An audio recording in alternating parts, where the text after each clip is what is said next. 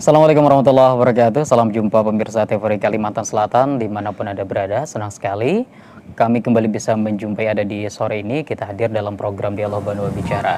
Dan pemirsa, pada kesempatan kali ini kita akan berdialog bersama narasumber yang telah hadir di studio TVRI Kalimantan Selatan terkait dengan P3DN dan pengembangan wisata, di mana nantinya juga kita akan mendengarkan informasi menarik termasuk berbagai pengalaman terkait dengan benchmarking kebijakan investasi di Sydney, Australia dalam mendorong percepatan peningkatan penggunaan produk dalam negeri dan juga pengembangan wisata nasional terutama di Kalimantan Selatan. Bersama narasumber yang hadir di studio TVRI Kalimantan Selatan, saya perkenalkan satu persatu.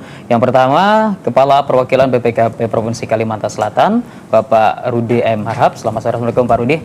Waalaikumsalam. Kabar baik Pak? Sehat. Sehat Pak ya? Selalu baik. Kalau baik dia datang dari Australia, sehat terlihat sehat gitu ya. Beratnya turun. Beratnya turun. Karena terkuras pemikiran dan juga fisiknya Pak ya. Ya bisa. Tapi tetap sehat begitu kan. Nanti kita mendengarkan juga cerita oleh-olehnya dari Australia, dari Sydney, tentu terkait dengan P3DN termasuk juga pengembangan potensi pariwisata di Kalimantan Selatan. Nanti cerita-cerita Pak ya. Iya, ya. Baik. Kita ucapkan selamat juga nih untuk BPKP. Iya, terima kasih. Besok Pak ya. Besok kita ulang tahun yang ke-40. Ke-40. Jadi cukup ini juga Pak ya usia BPKP ini sebenarnya Pak ya? Ya cukup, kita tahun 83 dibentuk ya. Ternyata sama dengan tanggal lahir anak saya yang pertama. Sama juga. Dan bapaknya menjadi kepala perwakilan BPKP ternyata Pak ya. Mungkin ada doa di sana Pak kepala BPKP ini. Baik, sekali lagi terima kasih Pak Rudi atas waktunya, dan juga pemirsa, bersama kita juga hadir Ibu Hanifah Dwi Nirwana STMT, Kepala Dinas Lingkungan Hidup Provinsi Kalimantan Selatan. Selamat sore, Assalamualaikum Bu. Waalaikumsalam. Kabar baik Bu Kades ya? Alhamdulillah sehat dan Terima baik. kasih banyak juga hadir di TVRI Kalimantan Selatan. Nanti kita diskusi gitu ya. Siap. oleh Pak Kepala BPKP, nanti disandingkan dengan program-program kebijakan dari pemerintah Provinsi Kalimantan Selatan, terutama dengan Dinas Lingkungan Hidup nanti seperti apa. Baik, pemirsa, tetaplah bersama kami. Tentu banyak sekali hal yang menarik akan kita diskusikan di sore ini, dan yang pastinya Anda bisa juga berinteraksi dengan kami melalui live chat di YouTube TVRI Kalimantan Selatan. Baik, sebelum kita mungkin lebih banyak berbicara tentang P3DN dan juga pengembangan wisata, tadi di awal disampaikan Bapak ini datang dari Australia nih Pak Rudi ini kan, ada tidak Pak oleh-oleh yang mungkin bisa disampaikan terkait dengan keberangkatan ke Australia dalam rangka apa sih gitu kan, dan apa hubungannya dengan kegiatan atau tema kita pada sore ini? Silakan Pak. Oke, makasih Nur. Jadi tempo hari kita dalam rangka pelatihan kepemimpinan nasional tingkat 1, kita benchmark ke Sydney, Australia ya. Nah, di sana kita fokus belajar tentang bagaimana pengembangan investasi di New South Wales ya, negara bagian di Australia. Dan juga di sana kita belajar kepariwisataannya. Jadi di sana untuk investasi di leading oleh yang namanya Investment New South Wales. Jadi disingkat sebagai Investment NSW gitulah ya. Nah, sedangkan untuk pariwisatanya di leading oleh Destination New South Wales. Jadi bukan bukan turis ya. Jadi mereka bilangnya destinasi ya.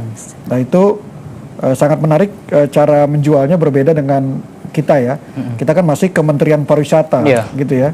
Kalau ini udah programnya ke tujuan gitu. Jadi pengembangan memang ekosistem ya, lingkungan itu menjadi perhatian mereka gitu. Makanya Bu Hani sangat tepat kita undang. Kalau kita ingin di Indonesia itu lebih banyak dikunjungi, tentu harus ada program pengembangan destinasinya gitu. Jadi di Kalimantan Selatan saya tahu Bu Hani ini kan meliding Sungai Martapura sama Geosite Meratus ya. Itu satu, yang satu sungai, yang satu pegunungan ya. Nah, ini kita perlu juga ubah mindset masyarakat nih. Kalau orang datang ke Kalimantan Selatan kesannya hanya sungai gitu kan. Terus pasar terapung. Nah, jarang yang tahu bahwa di Kalimantan Selatan tuh ada Loksado. Loksado yang dia pegunungan, di mana dingin, terus kemudian sungainya sangat bagus. Kita bisa bambu rafting gitu ya. Bahkan kita bisa menggunakan kayak lanting satu lagi selain lanting, rafting ya. Kita melakukan rafting bisa dengan cara yang bambu atau yang pakai boat ya.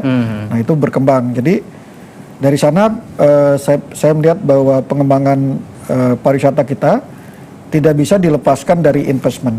Nah, kemudian kalau kita mengembangkan investment dan pariwisata itu harus menguatkan industri dalam negerinya.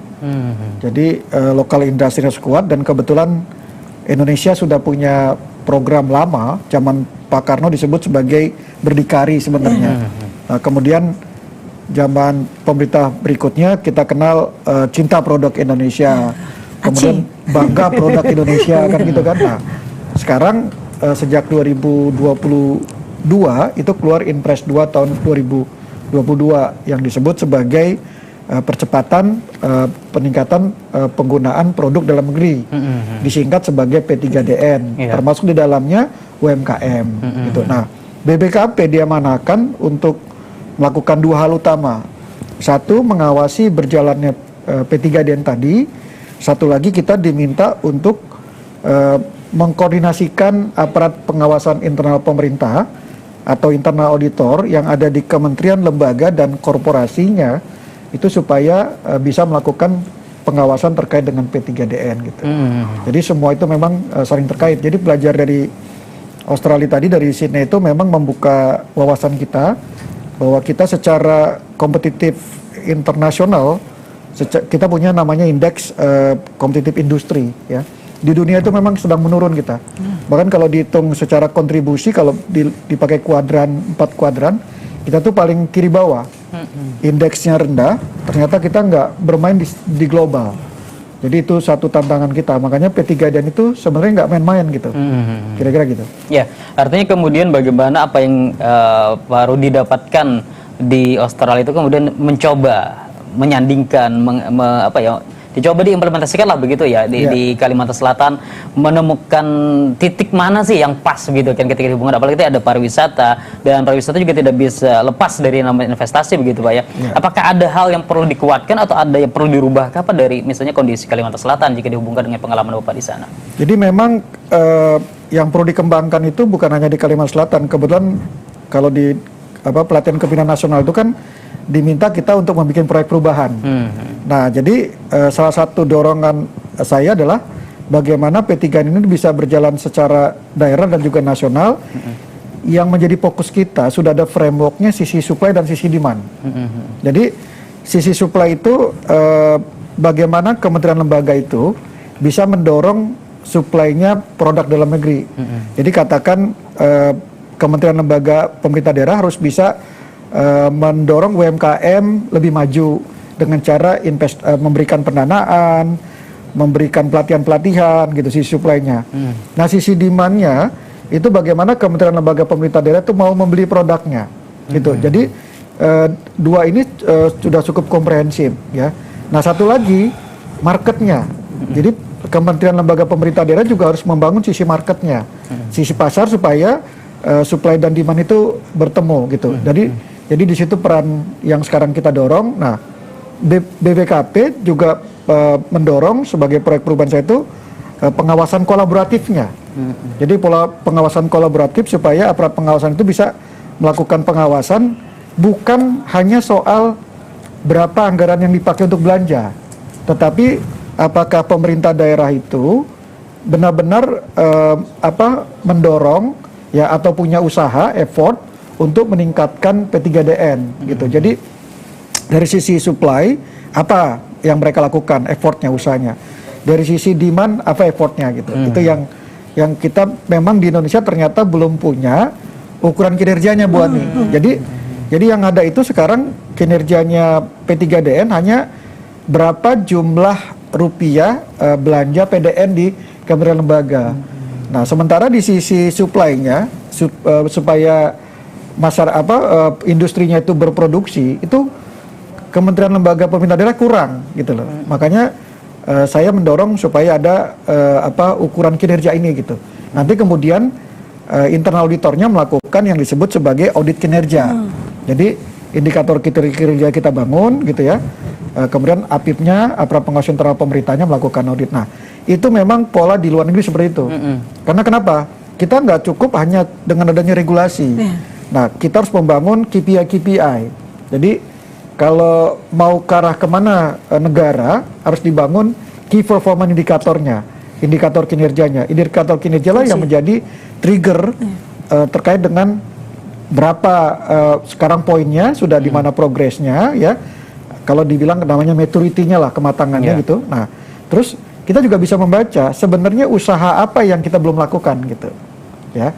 Apakah misalnya di Kalimantan Selatan ini usaha terkait dengan UMKM-nya belum bagus, sertifikasinya belum bagus gitu kan. Jadi kan kita punya tuh sertifikasi TKDN. Tingkat komponen dalam negeri ya. Itu harus didorong oleh pemerintah daerahnya gitu, kira-kira gitu. Ya, jadi memang harus banyak mendapatkan banyak sekali pengembangan dan juga penguatan yang bisa dilakukan di tidak hanya di daerah tahu ya, karena ini manfaatnya sungguh cukup banyak juga apa yang kita dapatkan, apa yang Bapak dapatkan di luar sana di Australia itu coba diimplementasikan dengan berbagai bentuk penguatan yang harus dilakukan daerah. Harus gayung bersambut sebenarnya apa yang dilakukan begitu Pak ya. Baik, saya ke Ibu Hanifah. Bu, apa yang disampaikan oleh Pak Rudi tadi ini menarik Bu ya, apa yang beliau dapatkan di Sydney begitu kan, akan coba begitu ya, disandingkan dengan kebijakan-kebijakan di daerah terutama dari sisi wisata, bagaimana investasi dilakukan. Nah ini di lingkungan hidup nih, lingkungan hidup ini kan apa sih hubungannya dengan wisata, misalnya gitu kan, atau tadi ada geosat meratus dan sebagainya, juga P3DN ini seperti apa nih Bu? Tentunya bisa kami sampaikan bahwa bagaimanapun juga keberhasilan suatu pariwisata atau destinasi sebagai tujuan wisata itu juga memegang kunci pentingnya itu di lingkungan. Bagaimana kita membangun lingkungan hidup itu sehingga ini akan mendorong destinasi atau tujuan wisata itu menjadi lebih nyaman, lebih menarik untuk dikunjungi. Sehingga kalau dari sisi kami Dinas Lingkungan Hidup yang kebetulan juga kita akan mensupport dengan besar kegiatan kita untuk Global Geopark UNESCO, sehingga kita juga akan fokus ke sana. Destinasi-destinasi unggulan yang sudah menjadi yang sudah ada penetapannya itu akan kita dorong untuk benar-benar mengajawantah, sehingga ini akan mengambil peran besar di dalam upaya peningkatan pendapatan PDRP dan juga bagaimana membangun masyarakat yang ada di sana. Otomatis ketika di dalam suatu masyarakat ada produk-produk UMKM ataupun IKM, itu pasti sudah bisa dipastikan bahwa produk itu mungkin malah 100% untuk TKDN-nya, komponen dalam negerinya. Dengan kita membantu membangun itu melalui bagaimana kita memfasilitasi dengan lingkungan yang baik, kemudian bagaimana dari sisi geoparknya kita juga mendorong produk-produk itu menjadi terkurasi dengan baik, sehingga ini juga akan menjadi produk-produk unggulan. Ini juga akan menjadi hal penting untuk supporting pariwisata dalam skala besar. Mungkin itu sih kalau yang dari sisi kami mencoba mengambil peran terhadap apa yang menjadi target-target Pak Presiden ya dalam ini ya Pak ya, untuk P3DN-nya, TKDN-nya. Ini benar seperti yang disampaikan oleh Pak Kaper bahwa selama ini kan memang kita hanya melihat gelondongan besarnya saja, tetapi secara rigid, secara value-nya itu mempunyai pengaruh besar untuk mendorong komponen dalam negeri. Nah itu kayaknya perlu bantuan Pak Kaper juga untuk mendefinisikan lebih lanjut ya. Apalagi dengan ada indikator-indikator yang jelas gitu. Key performance-nya ya Pak sehingga ini juga akan mendorong bagi di daerah khususnya untuk produk UMKM, kemudian IKM, ini juga akan mengarah ke sana. Paling enggak komponen hampir sebagian besar komponen itu mau itu berupa produk ataupun itu jasa. Nah, itu tentunya kalau dari level tapak, pengembangan destinasi di level tapak dengan bagaimana membangun ataupun memastikan keberlanjutan ekonomi masyarakat, dan dengan 100% TKDN ini tentunya sangat mensupport untuk bagaimana kita mencapai target-target yang sudah ditetapkan. Ya, jadi memang ada target Pak ya yang dari pemerintah daerah kan begitu untuk target-target P3DN ini, atau seperti apa seharusnya Pak? Jadi kan kalau tahun lalu itu kan 40% harus belanjanya kementerian lembaga tuh untuk kementerian UMKM. Nah kemudian di tahun 2023 tuh arahannya belanja modalnya Presiden 95%, walaupun belum disahkan. Jadi kita punya harus belanja modal itu 1,1 triliun. Gitu tuh potensi besar sekali ya untuk membangun industri lokal. Nah kita ngambil satu model yang gampang di Kalimantan Selatan ini, tadi Bu Hani sudah menguraikan tentang geopark gitu ya.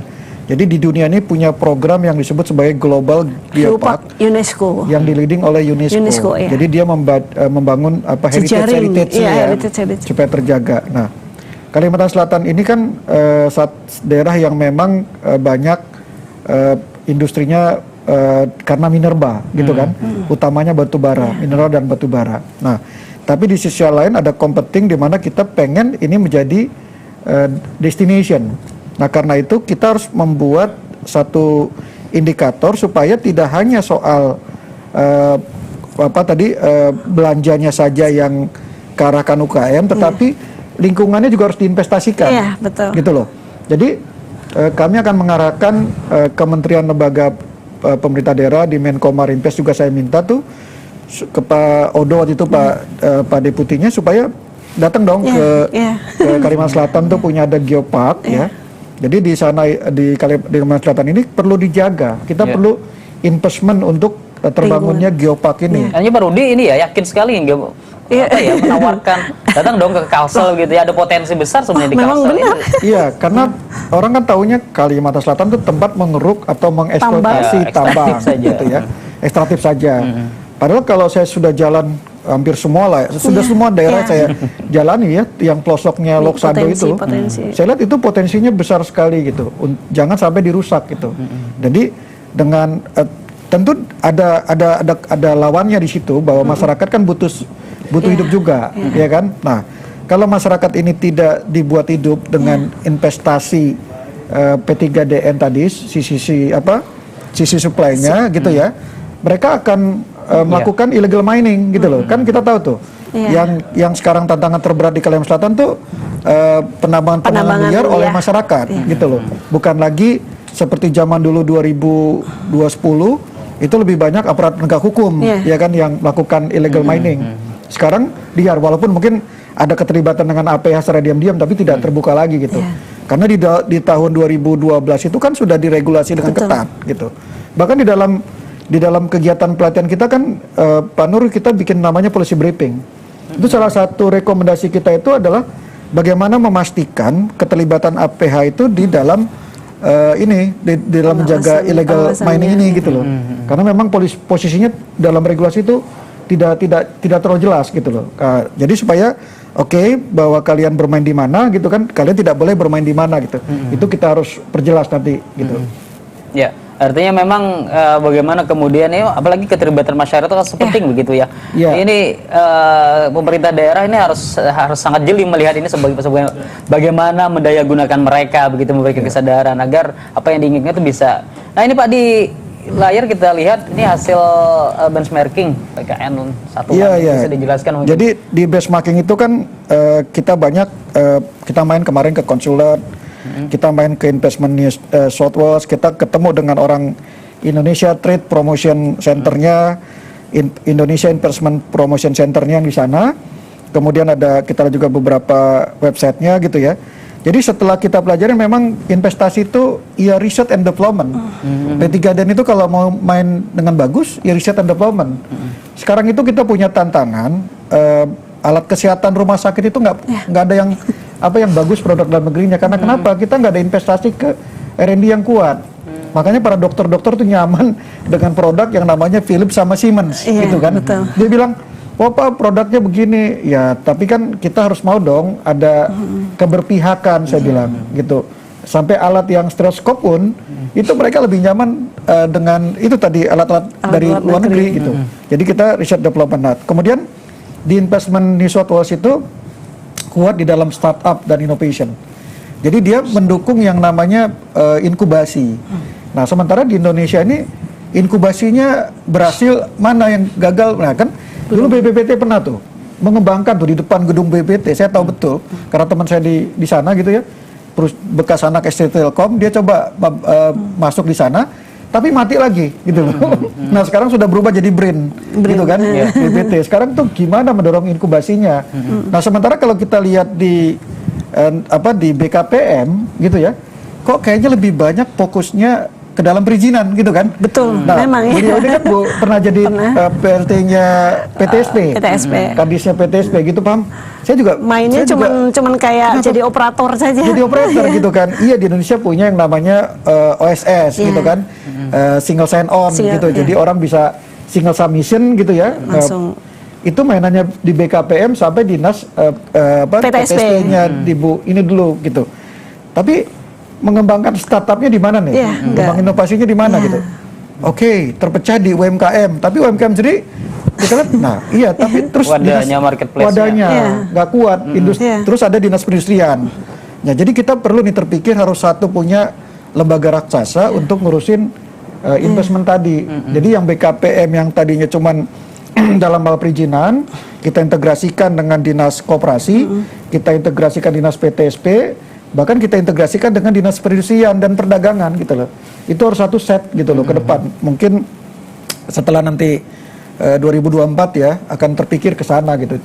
Itu kelebihan yang di sana gitu. Nah, kalau yang prioritas sama lah, dia punya prioritas yang mana yang harus kita tumbuhkan gitu punya dia. Termasuk yang daerah terbelakang 3T. 3T itu menjadi target mereka. Nah, kemudian yang ini yang sangat challenging. Mereka itu di dunia itu memang sekarang meng-attract talent global. Gitu. Jadi kita punya tantangan, orang-orang pintar kita tuh begitu bagus kuliah di sana, ditahan di sana, bahkan kalau perlu menjadi warga negara. Nah, yang kita takutkan yang tinggal di Indonesia tuh sampah-sampah gitu kan, yang tidak yang berkualitas gitu kan. Nah, makanya waktu di kami di pelatihan tuh, waktu kami bikin policy briefing, ada satu kelompok fokus ke dalam menjaga kemandirian sumber daya manusia. Salah satunya ya kita rekomendasikan mungkin visa kita itu sekarang kalau dari luar negeri kan terpisah tuh antara visa di paspor dengan izin kerja. Akhirnya banyak dari luar negeri datang dia pakai visa visitor gitu kan. Terus dia kerja gitu. Kalau dari luar negeri sudah ketahuan. Kalau dia kerja dia working visa gitu kan. Jadi integrasi antara Kementerian Tenaga Kerjanya dengan imigrasinya gitu. Kita masih nggak terintegrasi. Jadi memang isu integrasi sangat penting sekali ya, termasuk koherensi kebijakan. Jadi kalau memang di Australia itu yang bikin kebijakan di nasional gitu ya, terus didetailkan di negara bagian ya. Nah kemudian di bawah itu mereka bilangnya local government, kalau di kita bilangnya kabupaten kota gitu. Nah itu tugasnya melakukan operationnya gitu. Nah di kita ini kan 3 level itu masih banyak juga merangkap sebagai operator gitu. Itu masih kita akui kayak tadi BKPM kan juga masih merangkap sebagai operator, tidak fully dia kebijakan gitu tuh. Itu tantangan kita. Nah terus isu terkait sustainability dan manajemen risiko tuh menjadi perhatian di dunia. Nah makanya Bu Ani itu kan lingkungan hidup itu terkait dengan sustainability. Nah BBKP terkait dengan risk management. Nah karena itu kita harus integrasikan nih antara sustainability dengan risk management. Kenapa ini penting? Karena untuk bisa sustain kita harus melakukan manajemen risiko. Tanpa ya dulu sih ada orang bilang sustainability gitu ya. Tapi gimana menjaga sustainability kalau nggak ada analisis risikonya gitu. Jadi itu sangat penting. Itu pengalaman yang untuk di South Wales-nya ya, kira-kira gitu. Jadi cukup banyak juga Pak ya. Apalagi dihubungkan dengan ini menarik talent global. Ini artinya mereka mendapatkan profesional itu dari negara manapun mereka persilakan untuk datang ke negara mereka, bahkan bekerja di tempat mereka. Sangat mudah begitu ya. Iya. Jadi dia punya namanya skill worker. Jadi istilahnya skill worker itu dia punya table lengkap gitu ya. Yang dia minta tahun ini apa? Nah, kalau kita apply di posisi itu, daftar setahun jadi working visa, tahun depan sudah bisa jadi residen. Tahun depan residen, 2-3 tahun lagi mau jadi citizen udah gampang gitu. Nah, akhirnya kan para migran itu pindahnya ke negara-negara maju. Nah, di kita ini gimana gitu loh posisinya gitu. Jadi kita yang tersisa yang cinta negara Republik Indonesia gitu. Tapi harus produk dalam negerinya harus mau daya gunakan dengan baik gitu juga Pak ya. Tapi skill itu yang penting sebenarnya. Nah ini ada lagi nih, kalau kita lihat gitu ya, itu yang merah itu adalah ini Pak ya apa? Iya kita lihat sekarang di wisata alamnya Kalsel nih. Jadi Kalsel itu kan punya target sebenarnya PDRB-nya kontribusinya harusnya 5,65 ya. Nah ternyata cuman 527 triliun. Jadi di bawah target 376 gitu. Nah sebenarnya kalau ngukur keberhasilan pariwisata itu ada yang mengambilnya berapa kunjungan, berapa turisnya gitu. Kalau secara turis Kalimantan Selatan itu tercapai di atas 10 juta lah.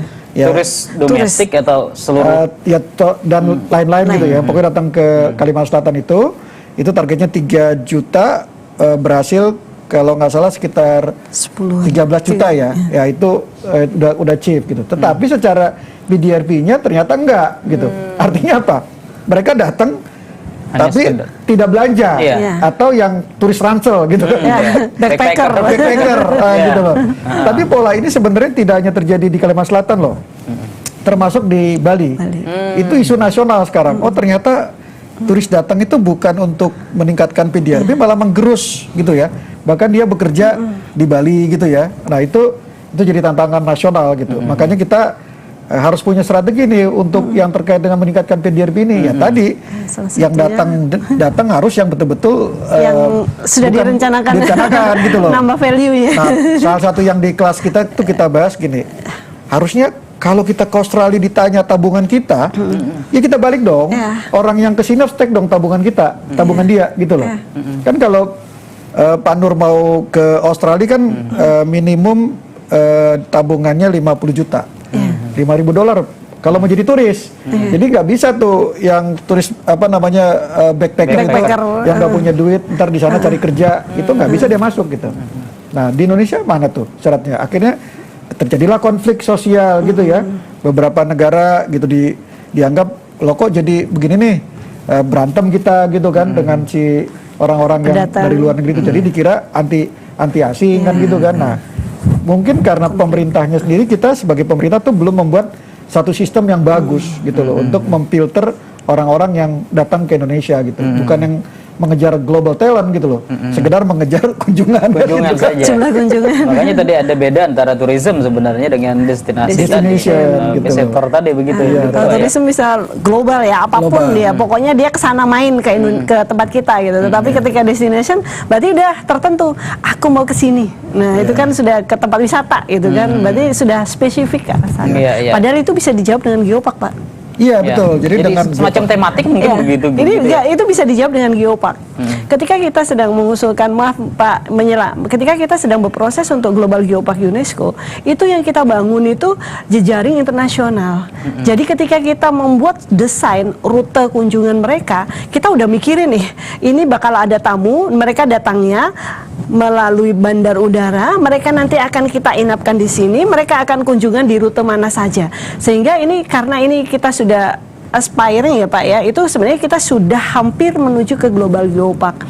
Ini pun yang sebenarnya yang kita bangunnya itu jejaringnya juga Pak. Jadi sehingga itu juga mengurangi yang turisme tadi Pak. Padahal dia mungkin bekerja atau backpacker, tapi ketika kita menggalinya dari jejaring geopark ini sudah tertentu. Jadi wisatawannya itu punya minat khusus yang memang dia akan ke situs-situs atau destinasi-destinasi yang sudah kita siapkan. Nah, paling enggak dari situ pun secara ini akan terekod dengan bagus, Pak. Ketika itu kan kita udah ada tempat-tempat atau vendor-vendor yang akan menyiapkan turnya di mana saja, itu sudah akan terrekod dengan baik untuk yang ini. Sebenarnya itu bisa dijawab salah satunya melalui geopark ini ya Pak. Ya, dan bagaimana mereka itu datang ke sini menghabiskan uang di Kalimantan Selatan. Sudah kita rencanakan. Misalnya di Kalimantan Selatan itu ada paket 4 hari, paket 3 hari dengan beberapa rute yang sudah kita branding di sana. Sehingga ini kami Pak Kabar mohon izin,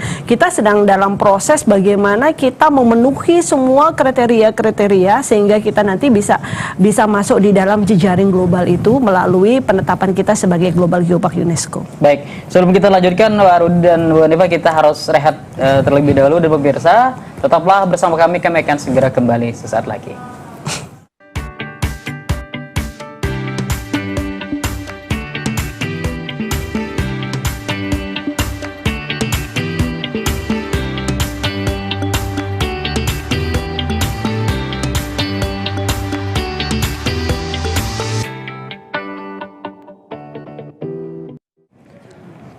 Baik pemirsa, terima kasih Anda masih bersama kami di program Dialog Bono Bicara, dan kita masih bersama narasumber kita yakni Bapak Rudi M. Harhab, Kepala Perwakilan BPKP Provinsi Kalimantan Selatan, dan Ibu Hanifah Dwi Nirwana STMT, Kepala Dinas Lingkungan Hidup Provinsi Kalimantan Selatan, terkait dengan P3DN dan juga pengembangan wisata. Dan juga tadi kita menyimak bersama bagaimana Pak Rudi membagikan pengalaman benchmarking beliau terkait dengan kebijakan investasi di Sydney, dan tentu dalam rangka mendorong percepatan peningkatan atau P3DN dan juga pengembangan wisata nasional terutama di Kalimantan Selatan. Dan cukup menarik juga diskusi awal kami tadi bagaimana kemudian apa yang beliau dapatkan, Pak Rudi dapatkan di Sydney juga harus disambut baik, harus cepat ditanggapi oleh terutama oleh pemerintah Provinsi Kalimantan Selatan. Nah, kita lanjutkan diskusi kita. Saya ke Ibu Kadis ini, Bu Kadis. Ini terkait dengan P3DN-nya kemudian begitu ya, jika dihubungkan dengan oleh-oleh yang disampaikan oleh beliau tadi. Tadi di awal Ibu juga mencoba bagaimana pengembangan wisata-wisata sumber daya alam yang memang harus dimanfaatkan lebih maksimal dalam rangka wisata dengan paket-paketnya. Nah, salah satu hal yang mungkin perlu digarisbawahi adalah juga bagaimana hal itu diamini oleh masyarakat lokal. Nah, ini supply-nya begitu kan Pak, jangan sampai ini mereka yang dia tergantung tadi kan dengan ekstraktif, kemudian akhirnya tidak diamini dengan sama gitu kan, tapi ini juga mereka harus sama-sama mendorong sependapat dengan apa yang diinginkan oleh pemerintah. Ini bagaimana? Ya, memang benar apa yang disampaikan bahwa pemerintah provinsi sebenarnya sudah mulai mencoba shifting ya dari ekstraktif ke non ekstraktif. Salah satu yang sedang dibangun oleh pemerintah provinsi yaitu dengan pengembangan ekonomi berbasis jasa lingkungan. Ya, salah yang bisa dilihat mungkin bagaimana upaya-upaya yang dilakukan oleh teman-teman pariwisata untuk mencoba menggenjot pariwisatanya, meskipun mungkin sebagaimana yang disampaikan oleh Pak Rudi tadi, Pak Kaper belum mencapai target untuk sumbangan PDRB-nya. Tetapi tentunya ini juga perlu didorong lebih kuat lagi, apalagi kita berharap ya, karena geopark menjadi salah satu wahana penting kita untuk ke sana. Kenapa seperti itu? Karena di dalam pengembangan geopark kita juga akan mengembangkan geoproduk. Geoproduk itu bisa geohomestay, tentunya ini masyarakat yang ada di destinasi atau di situs wisata tersebut akan menyiapkan untuk penginapan wisatawan. Tentunya ini juga pastilah ini barang-barangnya juga P3DN-nya udahlah pasti masyarakat setempat. Kemudian geoproduk selain dari situ ada geoplay.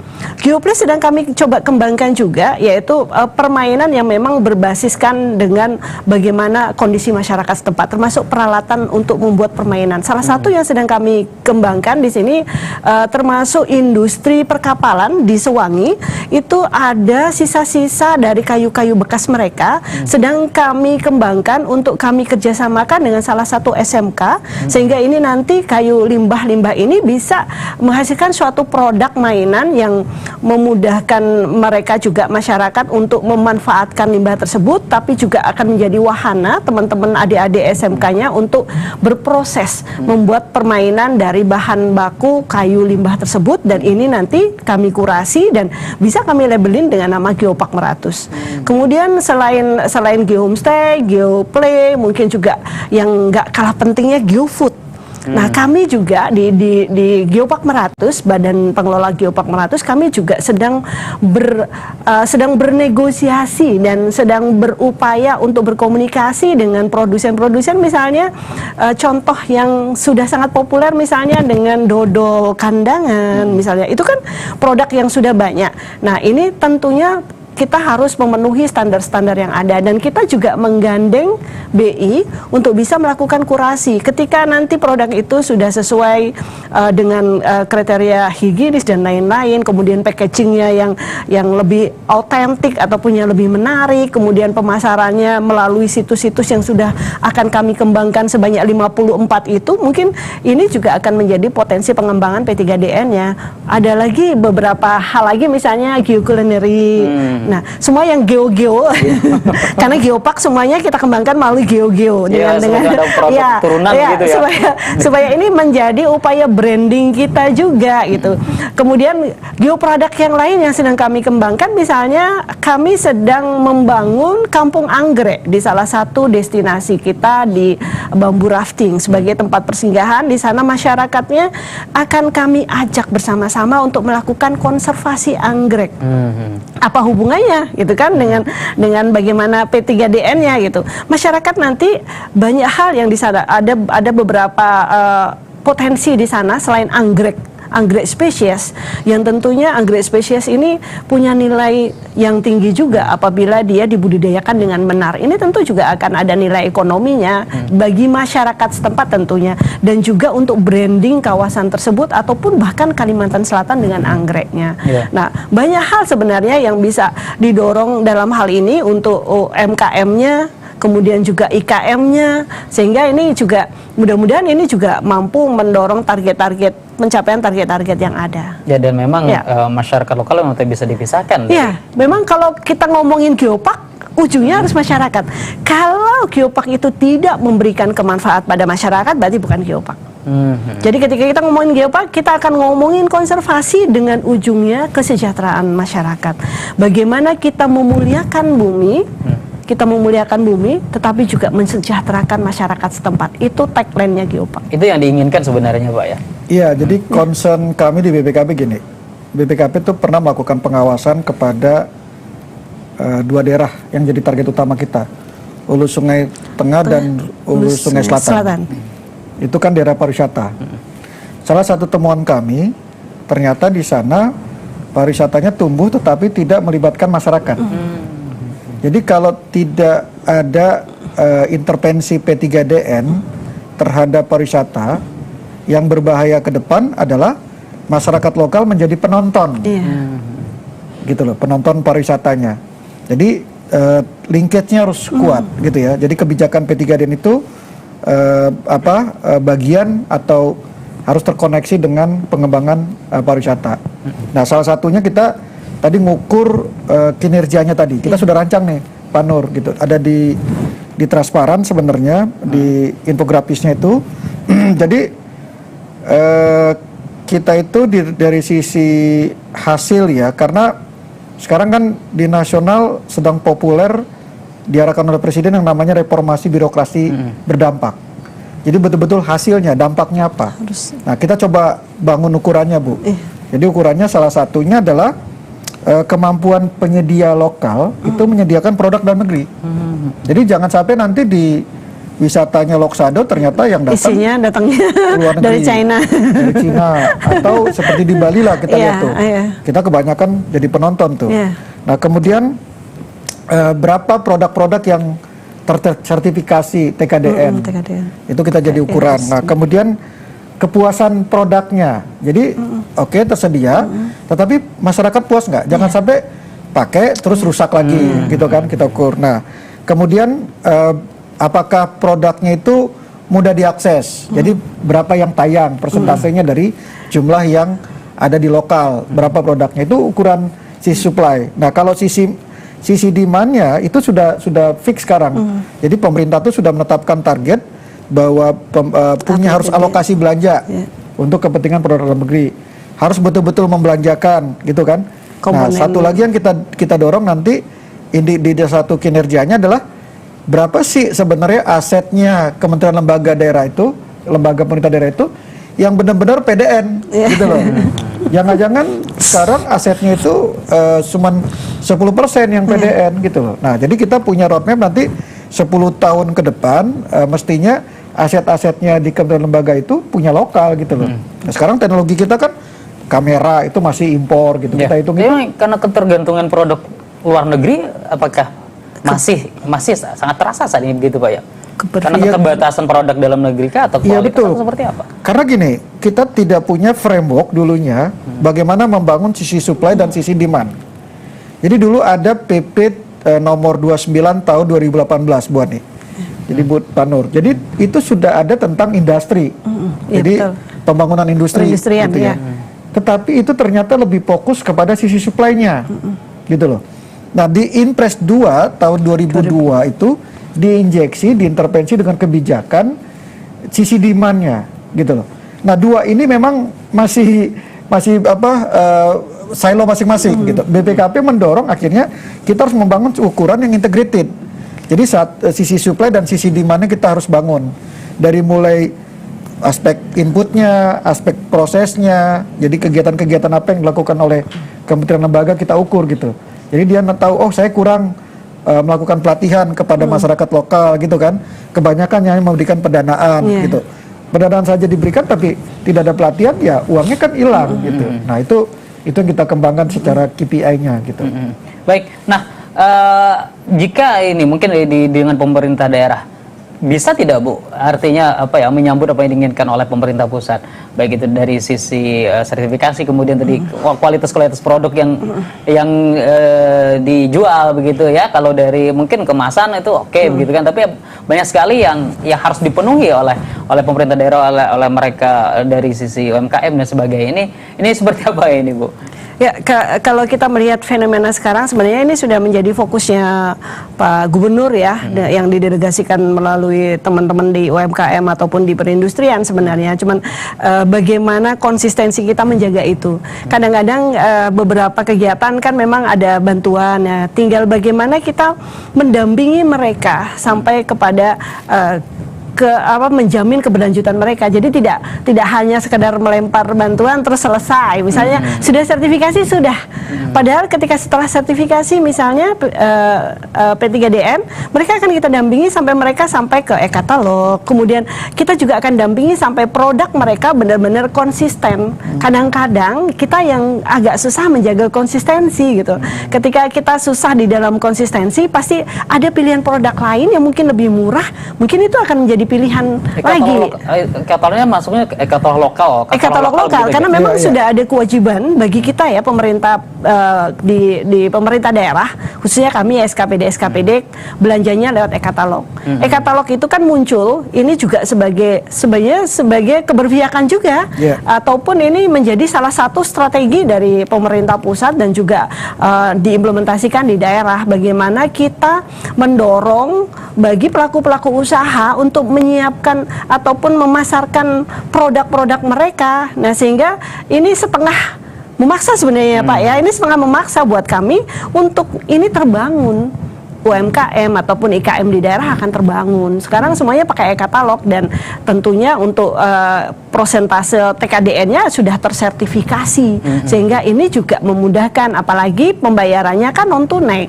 Jadi terekod akhirnya berapa sih misalnya SKPD Dinas Lingkungan Hidup nih belanja untuk TKDN-nya berapa sih, itu udah akan terekod ketika kita melakukan eksekusi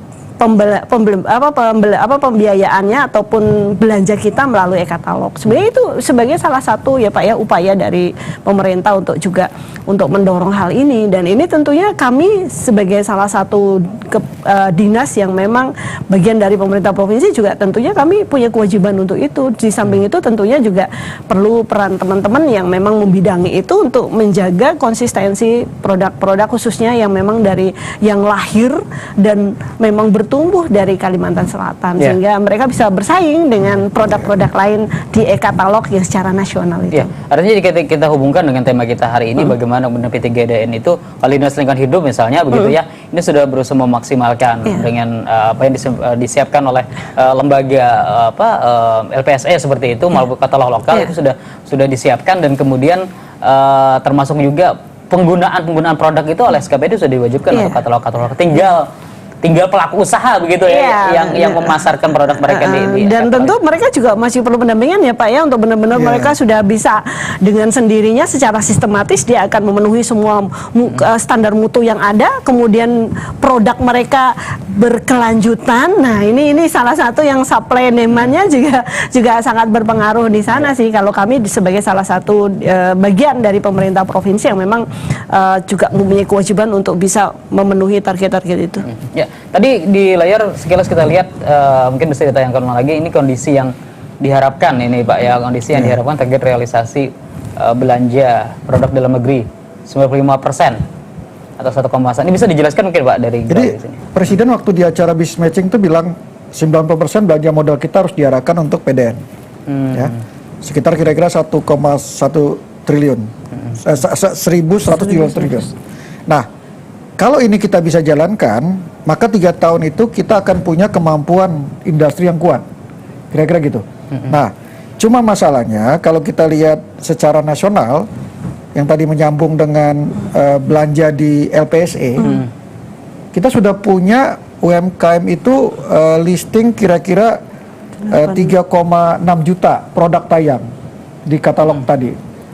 Targetnya 5 juta, ya, udah lumayan sekitar 73%. Tetapi Bu, Pak Nur, ternyata nilai transaksinya kecil sekali. Iya. Jadi yang kecil-kecil. kecil. Di displaynya banyak gitu ya. Banyak.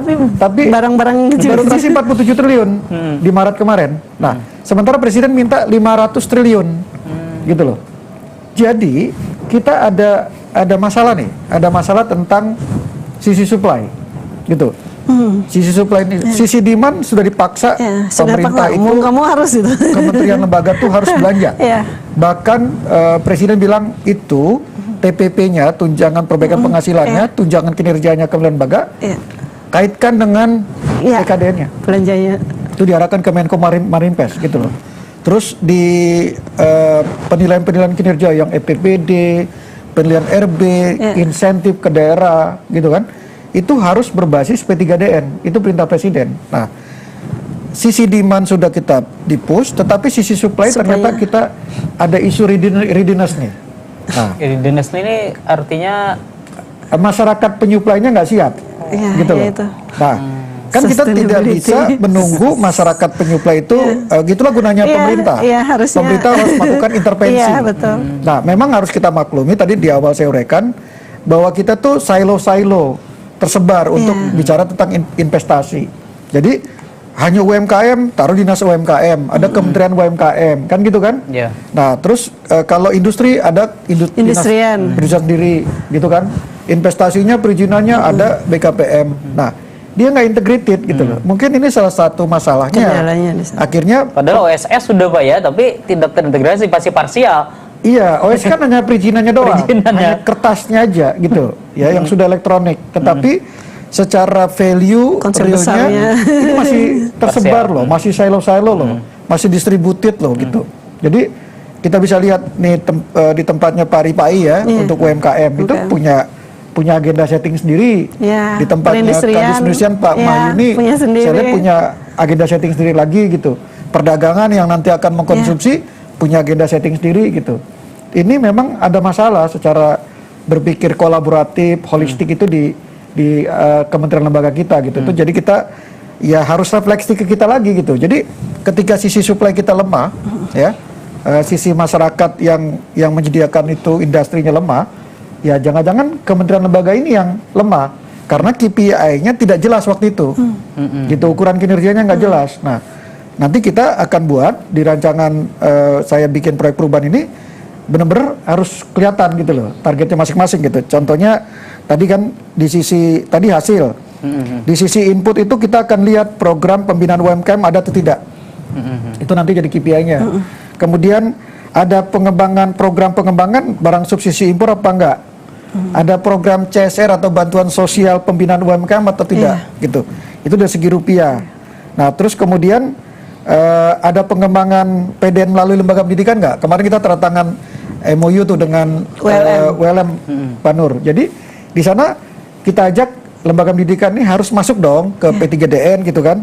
Terus kemudahan perizinan berusaha bagi UMKM itu ada nggak gitu.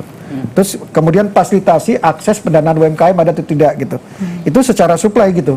Jadi kalau secara demand kita sudah kembangkan, kita hanya memastikan mereka benar-benar jalan apa enggak gitu. Kayak contoh yang kalau terkait dengan demand itu kan pengawasannya APIP jalan nggak gitu kan. Terus kemudian komitmen keberpihakannya kementerian lembaga ada nggak terkait PDN. Kemudian mereka menggunakan kartu kredit pemerintah daerah nggak atau kartu kredit pemerintah nggak yang nasional, yang tidak perlu bayar Mastercard gitu kan. Kita sekarang kartu kredit pemerintah pusat pakai ini loh, Master loh sama Visa. Akibatnya kita BRV internasional.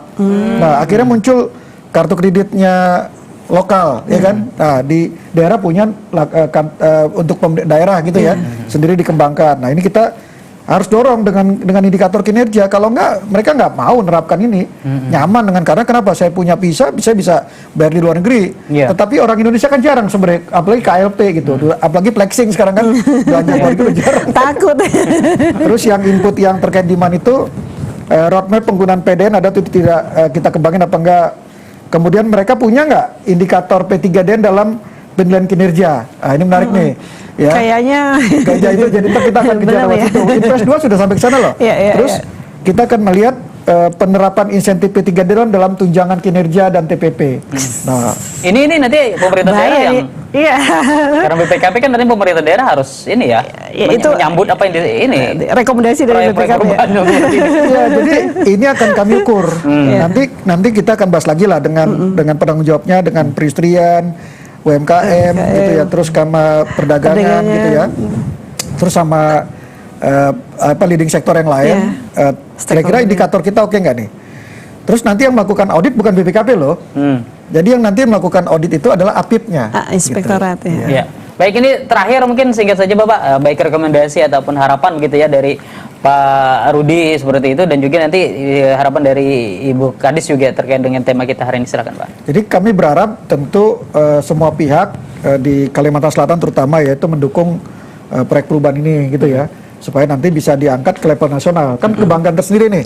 Ya, jadi model nasional. Kita akan nanti setelah kita uji coba berhasil, kita akan dorong semua kementerian mengadopsi ya Mendagri EPPD-nya, di Menpan RB untuk penilaian RB-nya, Menkyu dalam memberikan insentif. Nah, satu lagi nih, Presiden dalam memberikan reward gitu loh. Jadi jangan lagi seperti yang dulu tuh cuma aja dari belanja rupiahnya saja, tetapi harus pakai indikator kinerja. Dan itu mungkin Pak ya direplikasi oleh pemerintah pusat, proyek-proyek perubahan misalnya dilakukan di Kalimantan Selatan, ini bisa dikembangkan di Indonesia. Bukan hanya mungkin, memang kalau di pelatihan Pembinaan Nasional 1 harus main di level nasional.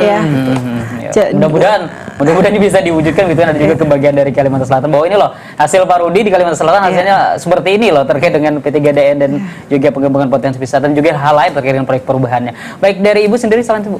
Ya, tentunya kami akan mendukung apa yang sedang diteliti oleh Pak Rudi, dan kita menunggu hasilnya juga, sehingga apa yang kita harapkan bersama, Pak Presiden harapkan dan pemerintah pusat harapkan, dan juga mungkin kami juga harapkan bahwa kita akan mendorong bagaimana P3DN sehingga kita tidak akan kalah lagi dengan barang-barang dari luar, dan kita akan menjamin bahwa seluruh produk kita khususnya di Kalimantan Selatan ada sustainability-nya, tidak ada lagi redness ya yang nggak tersedia atau apa. Kalau memang itu sudah masuk e-katalog, itu akan benar-benar selalu ada dan bahkan meningkat sebagaimana target-target yang ada, dan tentunya kolaborasi, kemudian bagaimana kita mencoba